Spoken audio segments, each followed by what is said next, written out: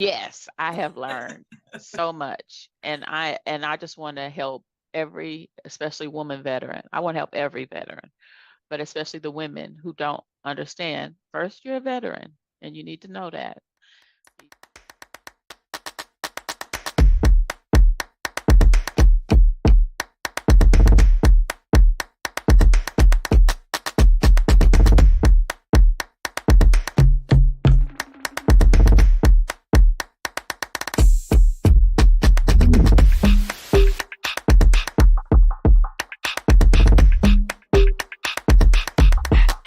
My name is Marquetta.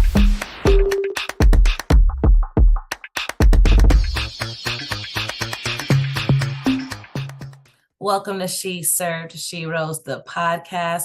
We are so honored, blessed, and fortunate today to have Miss LaLonnie Bell, who is an Army veteran and doing so much work in the veteran community here in Nevada. She is the Women Veteran Service Officer that takes care of women veterans specifically. I'll let her introduce her, tell you more about her title. And thank you so much for being here with us, LaLonnie. Thank you for having me. I'm excited. Awesome. So I like to start every interview from the very beginning, going all the way back to joining the military and why you chose that path. What made you sign the dotted line? How did you end up in the military? So I come from a line of veterans and people who served. My military family dates back to the Civil War. Wow. My great-great-great-grandfather, Peter Hunt, actually served on the Confederacy side, but that was a whole thing because he was a mulatto slave. There is a book written about my great-great-grandfather. But as we transitioned into more the newer times, if you will, my grandfather on my mother's side was a World War II veteran. My father was a peacetime veteran in the Navy. So while everybody was talking about college, it was, early 80s, and I just was not feeling college, even though both my parents were like, just go for a year and see how you like it. I had pretty much decided it was just going to be an extension of the high school. And while my high school was not bad, I just didn't want to continue on that path.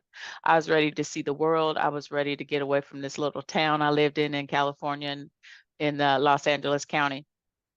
So I went to see the recruiter, and when he came to my house, both my parents were shocked because I was the kid who didn't like to be told what to do, and and they thought she's not going. But I took the ASVAB and I scored relatively high. Well, no, let me say, I scored low the first time. Okay. And I was trying to get in the Air Force. Okay. And so after I took the test, that I called the recruiter back and I was like, I took the test, and he was like, yeah, we're not going to be able to do anything with you right now. Well, when I went to see the Army recruiter, who called me, because after you take the ASVAB, they all start calling. And he said, come down and let's talk. And he said, I'm going to let you take it again. And so the second time I took it, I scored much higher because it was not 7 a.m. in the morning and all the things, right? Right. And so I took the test the second time and scored much higher. And then, of course, the Army pulled out a list of, you can do all of these things. And so I picked communications because, oddly enough, I thought it had something to do with writing. They don't tell you. Right. when you sign up.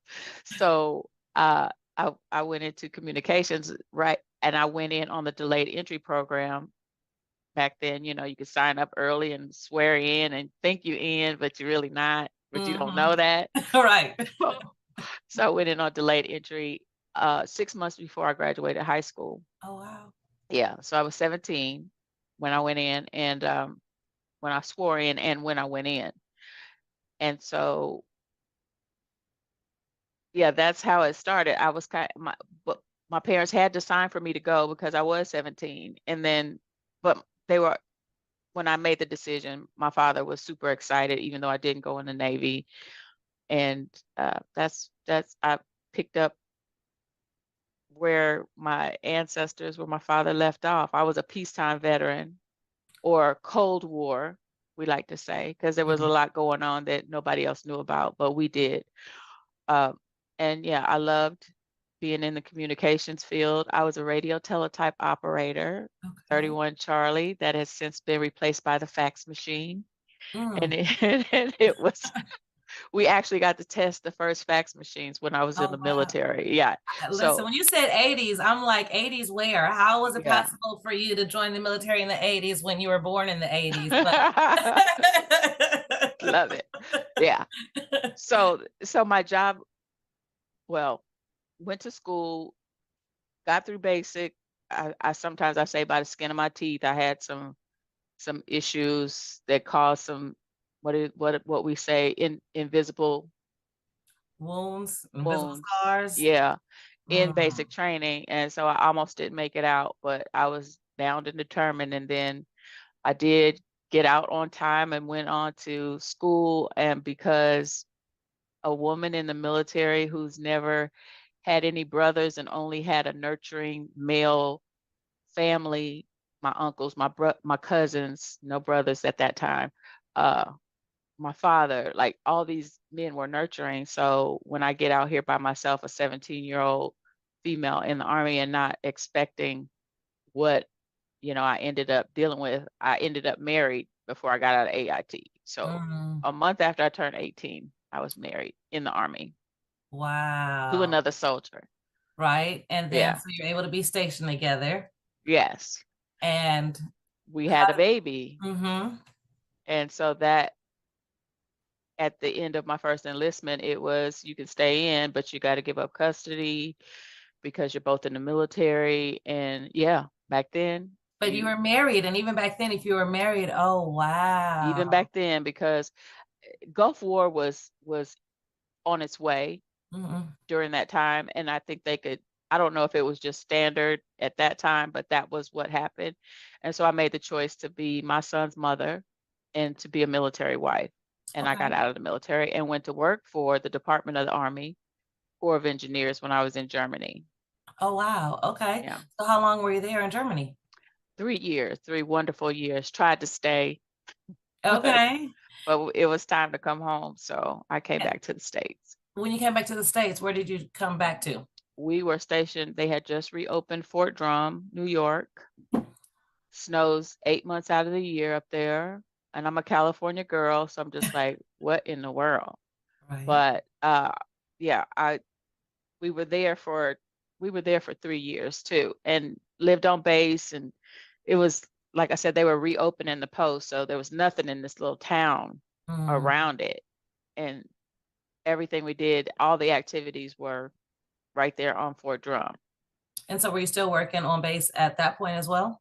I did. I secured another position. I worked on base at the health clinic, and then I ended up having twins because there was nothing when I tell you. So Pastime having babies. yeah. So after I had the twins, I stopped working for a while and stayed home, of course, because even back then daycare it was outrageous and it was hard to do. And we, my husband at the time, decided he was not going to Korea and leave me by myself with 3 children. So when it was time for him to get out, he did, and we both became civilians and moved to North Carolina. Okay. So when you became a civilian after being in the military, having the whole heritage of military, then being a spouse, like you've had every experience, the child of, being active, the spouse of, what was North Carolina like? Were you still involved in the military community? Were you employed by the military in any way? I was not employed by the military when I got to North Carolina, but of course, civil service was in your blood, then you still want to serve in some way. So I always either worked for the state, the county, or the city. And so I Okay. always had some connection to being a civil servant. And I did that most of the 25 years that I lived in North Carolina. What part of North Carolina did you live in? I lived in High Point, North Carolina. Okay. It's the furniture capital of the world. That's what it's famous for. Mm-hmm. I lived And in then Winston. Winston. Okay, so you know. I Uh, know. And then I moved to Raleigh. The last Okay. 12 years I was there, I moved to Raleigh. Awesome. Yeah, Hmm. I like yourself. I'm from, well, you said Los Angeles County. I'm from LA. Okay. And my first experience really in the snow was being in the military as well. Mhm. I had visited like Big Bear, but I was stationed at Whiteman Air Force Base in Knob Noster, Missouri. Whiteman Air Force Base. Hmm. Hmm. And when I was in the dorm, coming downstairs, just rushing out to work, I'm a really fast walker and Okay. talker. I try to slow down. But that first winter, I would come down those stairs and splat, hit Oh the no. ground from where it was like frozen over, iced over. I hated the snow when I first moved. Right. Right. So I totally understand. So, okay, one, I want to ask what the transition was like getting out of the military and being a mother. Was there anything, that shifted in you from having that experience yourself, not being a military brat? I'll start with that question. So getting out was not as difficult for me because I was still on a military base. And it wasn't really until I got to North Carolina when we weren't like right there close to a base or on the base that I had to come to grips with this is civilian life and this is what it's like and it's not structured and people some jobs, a couple of jobs that I had before I went to work in it for the city or the state, they don't have written SOPs like what I'm used to being able to, if I don't know the answer, I can go grab the SOP and find out. Well, when you're dependent on the supervisor that's not that great or doesn't necessarily know their job, that was an adjustment for me. I had some difficulties as Yeah. far as not wanting to listen to people who I felt didn't know what they were talking about and couldn't prove that they knew what they were talking about because you don't have Mm. anything in writing. So Right. yeah. I understand that. So, what made you end up? Because, I know of you now and getting to now, but where did going from North Carolina to coming to Las Vegas and getting back involved or getting involved in the veteran community? Okay. So first marriage didn't work out. We were married at 18 and, Mm. got a divorce. And then I dealt with a couple other people. And the last person that I ended up marrying it was not a good marriage. He was actually an Air Force Reserve Okay. uh, at the time that I married him. And I left North Carolina because I was concerned for my daughter, who is now 16, and myself. Okay. And so that I thought I was going back to California. Okay. Then I saw the cost of living Oof. from North Carolina to LA. Woo. Listen.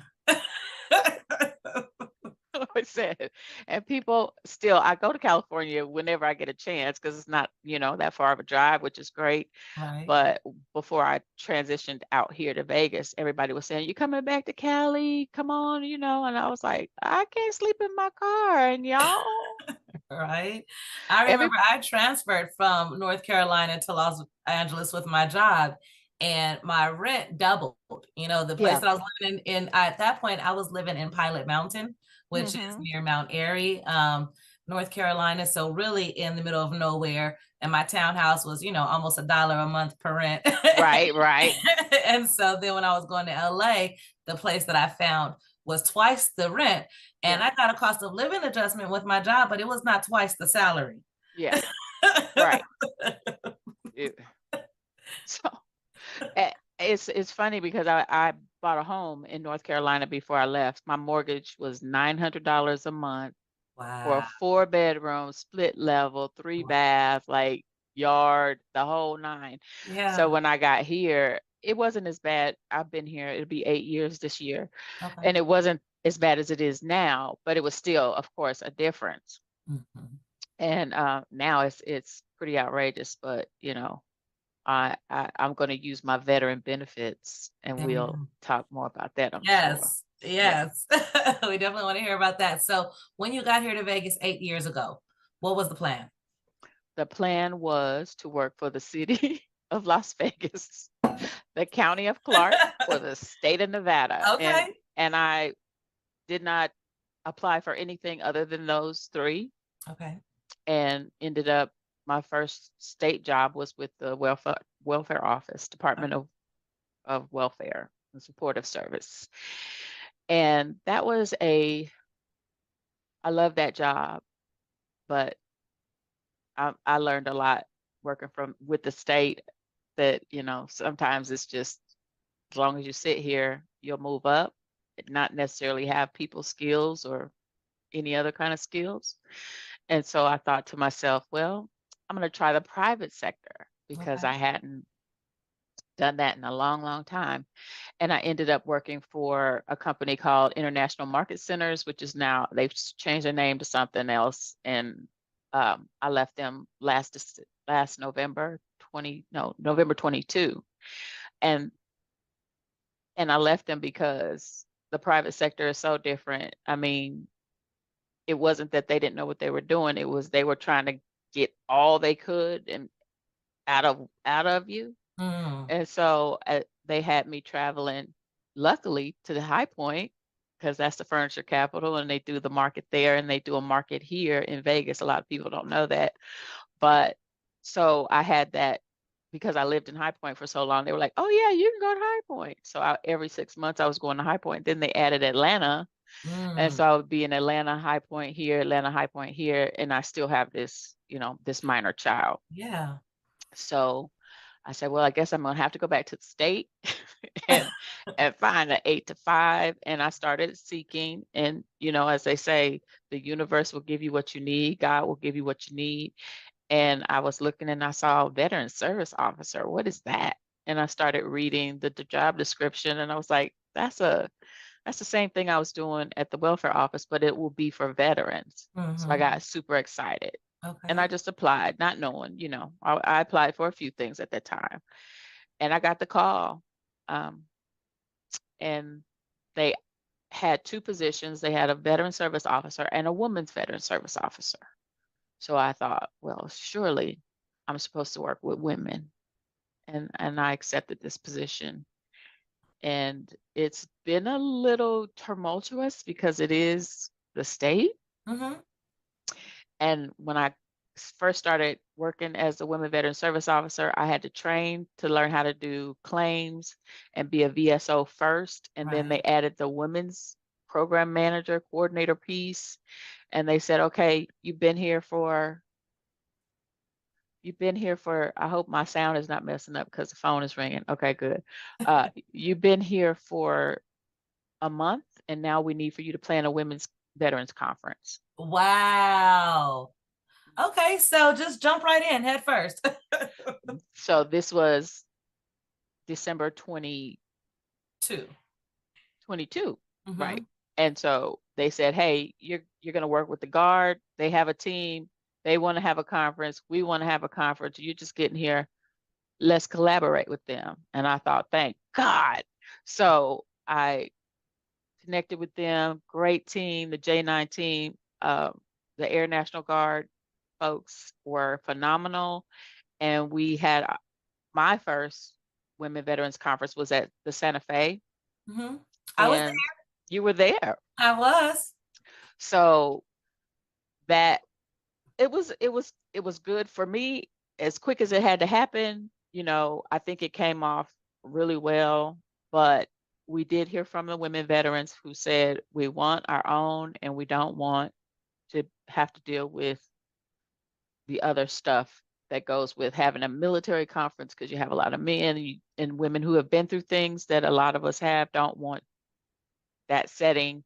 If it's a conference for us, we want to talk about the things that pertain to us. So this year we decided, or the leadership of the agency decided, we're just going to do a women's conference. And I work with the Women Veterans Advisory Committee, which is appointed by the governor. There's 5 veteran women who are on that committee, and they're from all over the state.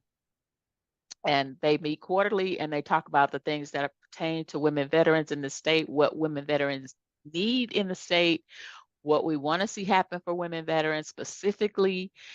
And we try to get those things to legislature and get them some stuff voted on. So the position I actually hold was voted on by the legislature. There will be a women veteran service officer in the Nevada Department of Veteran Services, whether it's me or somebody else. There will always be one that is designated specifically for women. So I'm happy That that it's is me right awesome. now. I'm Yeah. happy that it is you as well. And just the work that's being done in Nevada. I mean, you guys are really on the ground making it happen. The fact that, you guys took information from the first one, implemented change, and are making sure that it's really women focused. Being a woman veteran yourself, now that you're in this position, are you aware of a lot more things that are out there that maybe you didn't know of before? Well, honestly, I have a sister. All my siblings are veterans. I don't think I mentioned that, but my youngest sister had a surgery done by the VA that ended up rendering her unable to bear children after the surgery. And so she was able to file a claim for Mm, compensation. And she okay. kept saying to me, to my older sister and myself, you all need to file a claim. Like you need to, and I'm like, for what? Like I didn't go through a surgery. So having this position and learning that not all scars are visible. There are some things that happen or some injuries or illnesses or conditions even now that we deal with that women who never served don't have to deal with, and they are compensable. So once I learned that, like I've been on a mission. Every woman veteran that I know, first of all, we need to understand that we're veterans. If you put those boots on, if you put that uniform on, if you were honorably discharged, which a lot of people, not a lot, but there are a few people who come and try to get access to the compensation that won't be able to until their discharge is upgraded. But that's another story for another day. Like, yes, to answer the question short, yes, I have learned so much, and I just want to help every, especially woman veteran. I want to help every veteran, but especially the women who don't understand. First, you're a veteran, and you need to know that. Even if it was a rough time and you hated every minute of it, you are still a veteran. You've earned benefits. And if there's something wrong and it stems from your time in the service, then you need to sit down with a VSO or go online and start reading and see if it's something that you think that is worth filing for. All they can say is yes or no. Right. So try. So I'm definitely one of those women that after I got out, I was discharged 6 months short of completing my first enlistment for refusing the anthrax vaccination series. I Okay. disobeyed the lawful order. And I didn't know I was a veteran for years. I did not have. So when you say that, first for them to know that they're a veteran, why is it that it seems like more than our counterparts, so many women that have served aren't even aware that they're veterans? It's because the visual that we're getting from the media, from the VA, once upon a time, they're doing better now. They're doing much better. Uh, didn't include us. You didn't see the picture of the woman in the army in the boots and with the rucksack on. You didn't see that for so long. And then the VA went through a period of time where they just were not doing right by veterans. I'm just saying. And we know that veterans were going to the VA hospitals and just dying right there in the hallway waiting for service, or there was years before you could get in. So the VA has done a much better job at getting, including everyone, and especially women. And women are the fastest growing demographic of veterans right now. And we are looking to be even bigger in the next 10 or 20 years. So I sit in some meetings with the VA and the VHA, and they say, look, we got to get ready because with what's already here in Nevada, it's going to be at least 4 times as many veterans here in the next 10 to 20 years. And what we have in place now is not going to be able to serve all the veterans that are here. So for those women that don't know, just if we could for a moment, that don't know that they're a veteran or don't know even where to start, a lot of people end up paying to get service connected. They don't know where to turn. They get lawyers. They do all of these things. and people don't really know like that there are what a veteran service officer is, one. So could you kind of say what that position is, how veterans find out about benefits and all of that? Okay. So a veteran service officer, I'm going to start there, is accredited by the VA to be able to file claims. And that when you come in to see, I'll just use me as an example, is when you come in to see me, what you will we'll sit and we'll talk about what you feel are the conditions or the illnesses that extend from your time in the service. And then for a VSO in our office, you will have to sign what's called a power of attorney. That power of attorney is just for you to be able to file claims and for me to be able to see what you've done. I am the one who will actually file the claim for you, whereas you can go to the VA at the front of the office where we are, and you can file it yourself. You don't have to have a VSO, but sometimes the paperwork and the documents and all these forms, it's just it can be overwhelming. So that's what we're here for. We've been trained on how to fill out the forms, what needs to go on the form, what doesn't need to go on the form. A lot of veterans think just put as much on there as you can and they're going to rate you for something. That is the quickest way to slow your claim down and get denied for a lot of things where if you had just done the things that you can be rated for and then go back, and a lot of people don't want to go back because it takes a while to get your first claim adjudicated. But slow and steady wins the race in this case, I've found. So a VSO is here to help the veteran, and we develop a relationship with the veteran rather than you just go up there, fill out the form, submit it, and then wait to see what the VA says. Because then if they deny you, you got to figure out how to do a supplemental and all that. If you come to me and we file the claim and you get denied, then it is my job to figure out, okay, let's go back and see how to get this adjudicated in your favor. And so that's really what a VSO does. We are here for the veteran. And if you ever go somewhere and you don't feel like the VSO is for you, then find another VSO. You have that right. You can go wherever you want. You don't have to, like I said, you don't have to have a VSO, but it does make things easier. I'm a VSO and I have a VSO. So, Got it. yeah. Yeah, I totally understand. And, I know that there are different situations for everyone, but, I just want to kind of put it out there what VSOs are and that they're free of charge They because are. there are so many veterans that don't know which way Yeah. to go and they get so much of their back pay taken from them and they just don't know that, you don't know what you don't know again. Yeah, So. that is the most important part. We are paid, the state of Nevada pays the VSOs in the Nevada Department of Veteran Services office, NDVS, to file claims on behalf of the veteran. So you will never pay a VSO who works for the state anything. We do not take part of your back pay. We do not, and there are a lot right now, a lot of agencies, a lot of what do they call them? Claims coaches. They cannot file it for you. They can help you fill out the paperwork. You sign it, they give you an envelope and tell you to put it in the mail. But if that claim comes back denied, you're not going to see them. They're not going to be able to help you. They're not going to be able to go into the VA system to check on the status and see where it is and what's happening with it, even if it's still processing. Most of the time I can see just a little bit more than that. Like, okay, where is it in the process? Or they're waiting for this. Or if you get a letter from the VA and you don't know what it means or asking for something else, you can call your VSO and say, I got this letter. I can go into the system then and see the letter that you got. It says that they CC'd us, but they don't because the Paper Reduction Act. But I do have access to see what it is they sent you, and then I'll be able to give you better information or say, you don't even need to worry about that. That's a standard thing that they send out to everybody. Or Okay. if you have more information, then this is when you need to send it now, that type of thing. Okay, thank you for that. And so getting back to this Women Veteran Conference coming up, I would love to hear more about that. So we are scheduled to be at the Aliante on March 9th. Registration check-in will open at 8 o'clock and the program will start at 9.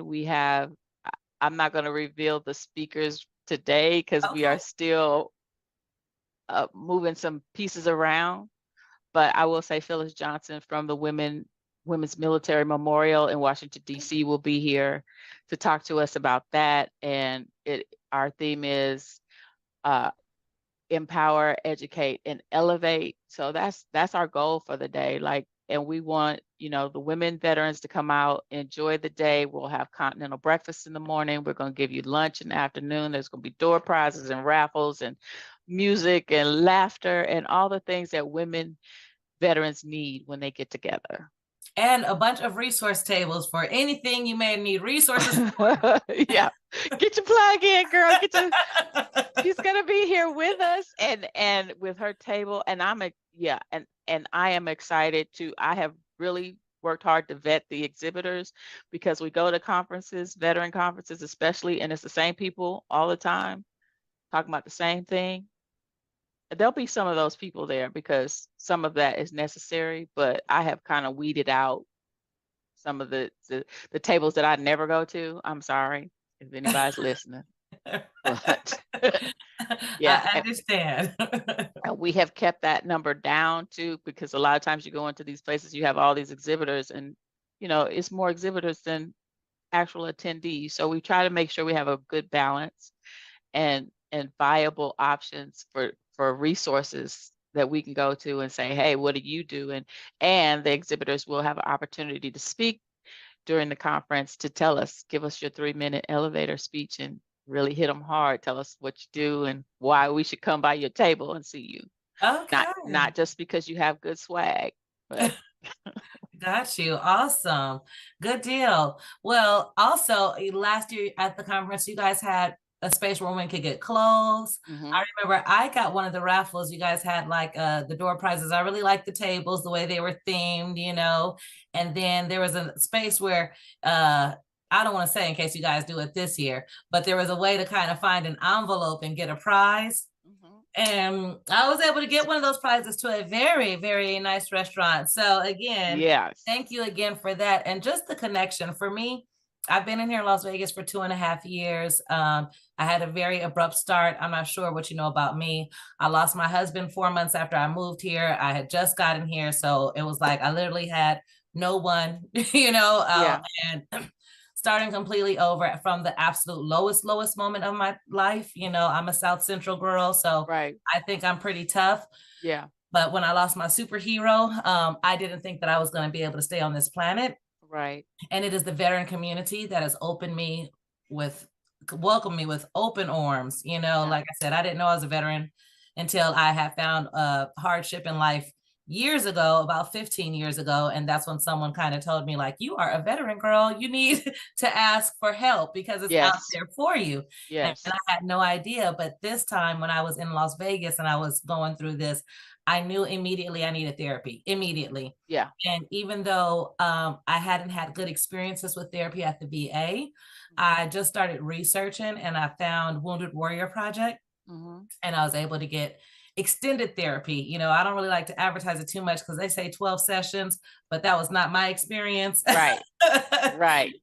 They gave me extended sessions. Yes. And just all of the things I went on a Project Odyssey a year after I lost my husband on my birthday, because I wasn't ready to acknowledge that and be with people. I wanted to be alone. And there happened to be an Odyssey right through those dates. But, the coach that I spoke to, my point is I'm big on veteran resources, which is why She Serves Sheroes is here. Yes. My partner and I, Latari, we have been fortunate to be in just so many programs, just starting our business. And then as a person working on myself. Yes. So we thank you so much because we want to know about the services that are here in Vegas. We want to pass on resources, and having a VSO right here with us that is the Women's VSO, yes, the only one in the state. Yes, the only one in the state. We really appreciate you being here. And what else should women veteran know or be on the lookout for now? Okay, so I do want to address really quickly the PTSD due to MST. Yes. And I don't know if your listeners know what that is, but it's military sexual trauma. So if you have suffered through that and you have suffered in silence for so many years, which I was one of those people with these invisible wounds, not knowing why relationships don't work out, not knowing why I get hostile in certain situations, like, but thankfully, I didn't start therapy till I got this job and realized that, okay, this is a part of what I've experienced and there's somebody here to help me. And so for women veterans who want to, please get some help for your PTSD. And if you've gone through MST, military sexual trauma, please, that there's free help here at the VA. Even if you're not rated, even if you're not even being seen by the VA, you can tap into that service. And I would recommend it highly, especially if later on down the line, you may decide, yeah, I think I need to be compensated for this invisible injury that I have or scar that I have. Um, I don't have that much experience with counseling or therapy, but I know that it has helped me tremendously. So I want to recommend it to everybody. And for me, again, in my role, what I want to do is get with groups like yours and push them as far as you want to go with the backing of the state, if at all possible. But I'm a volunteer veteran. I am with the Women Veterans of Nevada group, and that's a social group, and we get together bi-monthly and we just hang out and have a good time and do some things in the community. So get involved, because I was listening to a webinar by the VA the other day that said women veterans score higher for loneliness and isolation than any other population of veterans. We like to shut ourselves off. We want to heal ourselves while we're trying to take care of other people. And that is very, very difficult. I'm learning that. And so I implore every veteran, every woman veteran who decided, I just don't want to be bothered with the VA, I don't want to be bothered with anything military, try again, because it's a different time. And I'm here for it. Thank you for that. Again, especially with PTSD and MST, the numbers are staggering already, Yes. Yes. but those are only the numbers that are reported. That we know, right. That we know of. And we know, again, talking to our demographic, there are so many women that aren't even willing to go into the VA. And again, that's why we do have platforms like Women Veteran of Nevada, She Serves Sheroes. We want to be able to provide those resources as kind of a first touch if you're not comfortable going into these other spaces. It's important that women have spaces that were designed for them. Again, other service organizations, I don't always feel that they were designed for me. I may be tolerated, but that's not the space that was built for me. Right. And we're in a time now that women veterans need to know that there are places and spaces that are designed with you in mind. So much so that the state has made sure that we have our own designated women veteran service officer. That's okay. Yeah, it's okay, because people get it mixed up. VSO stands for both. It's Veteran Service Organization, Veteran Service Officer. So it is confusing, but I'm here, and my roster is currently 140, and all of them are not women. And I am looking to move into a space where all of my client list is women, because I know that there's a need, and I know that we're out there, and I just want everybody to know I'm here. It might take me a couple of days to call you back, but just be patient, because the Army had a saying, hurry up and wait. I think that might be all military, but I am mindful of that, and so I try to make sure that that's not the case with me. Right now, it is a little hectic with the planning of the conference, but after March, I plan to hit the ground again, running as hard as I can for women veterans in the state of Nevada. We appreciate you so much. We're so honored that you took time out of your schedule to sit with us here at She Serves Sheroes. We're excited about the work you're doing. We just want to hold on to your coattail and make sure we stay involved and support in any way that we can. Thank you so much. I need you all. We need to work. We will be sisterhood till the day we leave this earth, because of what we have gone through and because of the experiences that a lot of us have shared, even if we didn't share them at the same time. Absolutely. Yes. Yeah. And we're just trying to create that safe space.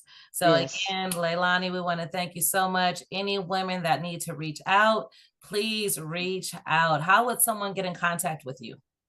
The easiest way to get in contact with me right now is to email me at Bell, Bell, and then the letter L for my first name, Bell L at veterans.nv.gov, or you can go to the NDVS website. Just put NDVS in the Google search, and it'll take you to our website, and then I am listed there. Or you can hit Ask a VSO, and they'll connect you to me. It's a couple of ways. Yeah. Absolutely. And for anyone that has a question, could you kind of explain that feature on the Ask a VSO? Because that's amazing. Yeah. Go on our website and just click Ask a VSO. The box will open up and you can put your question in, you can put your concern in. I'm not sure how many characters that box will hold, but it's pretty lengthy because we get some pretty long ones. And just say what it is you're experiencing or ask a question. If you need to be referred to a specific VSO, if you need to speak with the woman's VSO, just say that and they will forward it along to me. But that is so for people who don't even know that we're here. If they happen upon our website, then that's one way that they can connect with the agency. Well, thank you again, Ms. LaLonnie. We are looking forward to everything that you're doing in the community, like I said before, and know that She Served Sheroes is just very thankful for what you're doing, and we will continue to make sure that we're shedding light on everything that you are doing as well. Thank you so much, and I am going to do the same for you. Thank you. We appreciate you, and we'll talk to you soon. All right. Bye-bye. Can't wait for the conference. Bye-bye.